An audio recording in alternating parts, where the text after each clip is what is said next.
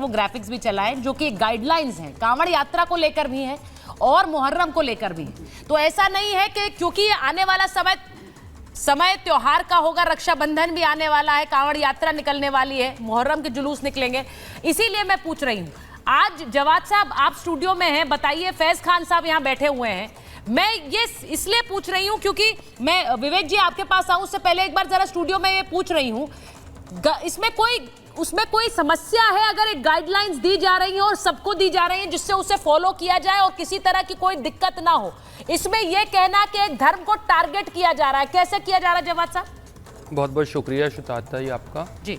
और देखिए एक बड़ा मशहूर शेर है ना कि मजहब नहीं सिखाता आपस में बैर रखना, हिंदी है हम वतन है हिंदोसिता हमारा। और सभी के लिए गाइडलाइंस अगर आ रही हैं तो फॉलो करना भी चाहिए, इसमें कोई नहीं, और तमाम जगह प्रदेशों में दी जाती हैं। लेकिन मुझे हैरत की बात यह है, मैं थोड़ा सा इसमें पॉलिटिकल एंगल आपको दिखाऊंगा ताकि दर्शक भी देखें। क्या है, अभी 2024 का चुनाव 4 जून के जो परिणाम आए हैं उसको लेकर के भारतीय जनता पार्टी के शीर्ष नेतृत्व और जो है आपके क्षेत्रीय नेतृत्व में एक बेचैनी है और अभी उपचुनाव भी होना बाकी हैं।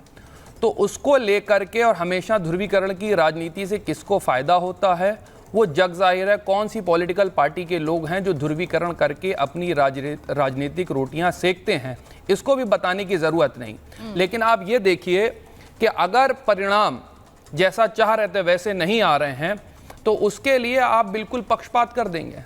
हम तो सिर्फ यही कहना चाह रहे हैं, ये पहली बार तो है नहीं कि मुहर्रम और कावड़ पहली बार साथ में आए हैं, सदियों से साथ मिलाते चले आए हैं। नहीं तो आप ये कह रहे हैं कि वो उनकी नंबर नहीं आए तो वो पक्षपात कर रहे हैं, वही तो पूछ रही हूँ मैं, पक्षपात हो रहा है क्या? मैं तो भारतीय जनता पार्टी को क्लियरली कह रहा हूँ और सरकार को भी कह रहा हूँ, जिस तरीके की ध्रुवीकरण की राजनीति करी जा रही है मैं उसके खिलाफ हूँ। और सरकार में बैठे बहुत से लोग तो ये नारे सही है, ये नारे सही है। कौन से नारे? जो नारे लग रहे हैं, क्या नारे? नारे सही है? क्या नारे? आपको नहीं पता है? नहीं, नारे अगर नारे आपको नहीं पता, नारे असंवैधानिक हैं और किसी की भावनाएं आहत होती है तो पुलिस प्रशासन है। नहीं, इस देश में रहना है तो वाले नारे जो होते हैं, नहीं, ये धार्मिक नारे जिसके बारे में कंडीशन लगा दी जाती है। देखिए भाई इस देश में रहना, अभी लारी साहब ने कहा इस देश में रहना है तो जय श्री राम कहना है, तो उस नारे में तो जवाद साहब भी बहुत बोलते हैं, लेकिन इस नारे पर वो कहते हैं देख लीजिए कौन से नारे, देखिए क्या कंडीशन। जो भी असंवैधानिक नारे हैं उनको मैं कंडेम करता हूं और सरकार कानूनी कार्रवाई करे। लेकिन नहीं तो अगर कंडेम कर रहे हैं तो समझिए ना कि इस तरह की नारेबाजी, इस तरह की हरकतों से माहौल बिगड़ सकता है, इसलिए कुछ गाइडलाइंस होती है फैज साहब, इसीलिए तो लगाई जाती है। बिस्मिल्लाहिर्रहमानिर्रहीम रब्बि इश्रह ली सदरी व यस्सिर ली अमरी वहलुल उक़दतम मिन लिसानी यफ़क़हू क़ौली। सुचरिता जी देखिए, ये मुहर्रम का महीना चल रहा है, मैं एक ज़िम्मेदार हिंदुस्तानी और ज़िम्मेदार मुसलमान भी हूँ। इमाम हुसैन का नाम हमारे लिए बहुत पवित्र है, बहुत पाक है।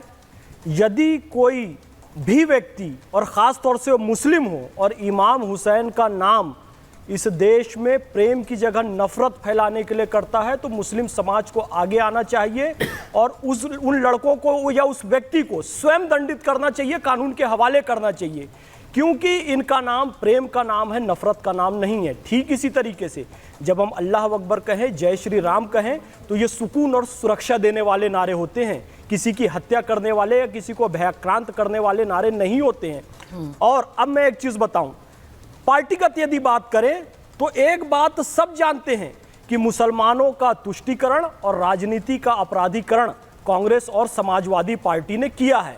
भारतीय जनता पार्टी या संघ परिवार कभी भी किसी का तुष्टीकरण या अपराधीकरण के पक्ष में नहीं होता है। योगी जी ने भी यही बात कही है कि पहले जिस तरीके से किसी भी जुलूस में, केवल मुहर्रम की बात नहीं है, दूसरे जुलूसों में भी जो भी असामाजिक तत्व होते थे और वो लाभ उठाकर दंगे फसाद करते थे भीड़ का, अब वो नहीं चलेगा। इसका सीट कम आने या ज्यादा आने से कोई लेना देना नहीं है। मोहन भागवत जी जो कि सरसंघ चालक है राष्ट्रीय स्वयंसेवक संघ के, उन्होंने स्वयं कहा है किसी पार्टी की सीट कम आती है, किसी पार्टी की सीट ज्यादा आती है, ये हर 5 साल में होने वाली प्रक्रिया है, जनता जनादेश देती है। पार्टियां अपना चिंतन मनन करें, हमें इससे कोई मतलब नहीं है कि किसकी सीट ज्यादा आई किसकी सीट कम आई है, तो इसलिए वो चिंतन मनन करेंगे। लेकिन सीट कम आई इस आधार पर किसी का घर जला देना, ये पश्चिम बंगाल में होता है, महिलाओं के साथ दुष्कर्म करना कि तुमने वोट नहीं दिया, ये पश्चिम बंगाल और दूसरे राज्यों में हम देख रहे हैं, कर्नाटक या केरल में। ये भारतीय जनता पार्टी या संघ परिवार की सीख बिल्कुल नहीं है, इसलिए संघ परिवार के प्रमुख मोहन भागवत जी ने स्वयं ये बात कह दी है। मैं तो वैसी ये कहती हूँ, और यहाँ विवेक श्रीवास्तव जी बैठे हुए हैं, प्रेम शुक्ला जी बैठे हुए हैं, अगर मैं किसी को भी इस तरह का नारा लेना विवेक श्रीवास्तव जी कहें कि आप जबरदस्ती बोलिए, इस देश में रहना है तो जय श्री राम बोलना है, ये नहीं है हमारी संस्कृति। हम किसी को भी ऐसे नहीं कह सकते कि आप इस देश में रहेंगे तो जय श्री राम कहेंगे।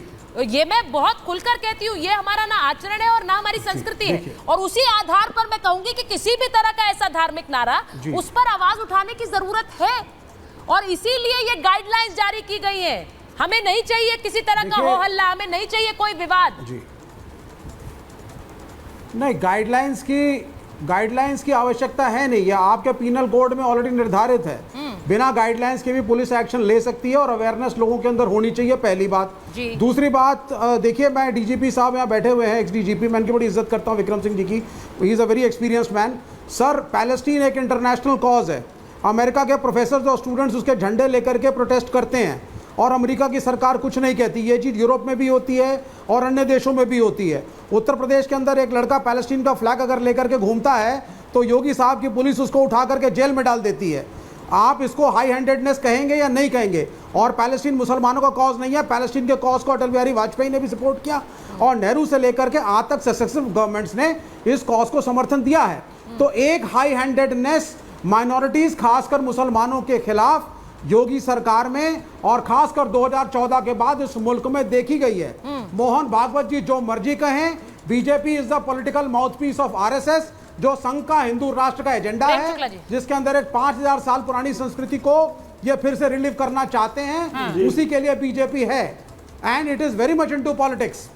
तो मेरा ये कहना है कि ये मात्र गाइडलाइन से नहीं होता। जहांगीरपुरी में हमने क्या देखा कि हनुमान जयंती में एक जुलूस जाता है मस्जिद के बाहर, उसके हाथ में तलवारें होती हैं, डीजे बजता है, प्रॉब्लम्स क्रिएट होती हैं, उसके बाद अचानक एमसीडी जागृत हो जाती है और गरीब मुसलमान, जूस वाला, चाय वाला, पंचर वाला, इनकी दुकानें बुलडोजर शुरू कर देती है। विवेक जी इस बात को मानिए, सुनिए मेरी बात। विवेक जी ऑर्डर लेकर के, विवेक जी मेरी बात मानिए, जब धार्मिक जुलूस निकलते हैं और बड़ी संख्या में लोग निकलते हैं तो आम आदमी को वहां डर ही लगता है कि न जाने क्या कर जाए। ये बात एक सत्य है, किसी भी आम आदमी से पूछ लीजिएगा। और मैं धार्मिक जुलूस कह रही हूँ, मैं किसी धर्म के बारे में नहीं कह रही, सब धर्मों की बात कर रही हूँ। जब एक मॉब निकलता है, बहुत बड़ी भीड़ निकलती है और वो धार्मिक नारे लगा रहे हैं तो दूसरे धर्म के लोगों को एक डर लगता है। और ये मैं क्यों कहूँ, जिस तरह से कांवड़ यात्रा के लिए भी गाइडलाइंस जारी की गई है, तो ऐसा नहीं है कि सिर्फ मुहर्रम के लिए कहा गया है, भाई कांवड़ यात्रा के लिए भी गाइडलाइंस है। और वो क्यों नहीं होनी चाहिए? जब एक बड़ी संख्या में लोग निकल रहे हैं, उन्हें भी सहूलियत हो और उनसे किसी को कोई दिक्कत नहीं होनी चाहिए।